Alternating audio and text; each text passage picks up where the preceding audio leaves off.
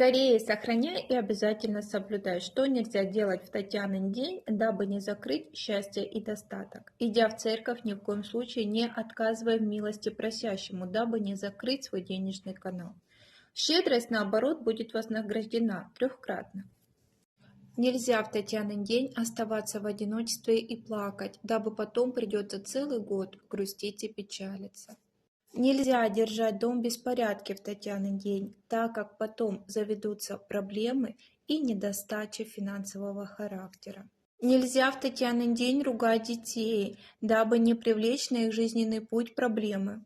Татьянин день рассказывать о своих успехах и планах на будущее, потому что именно в этот день вас могут действительно сглазить. Также, согласно поверью, говорят о том, что в Татьянин день лучше не выносить мусор, дабы не вынести достаток и здоровье из своего дома. Обязательно сохрани и соблюдай.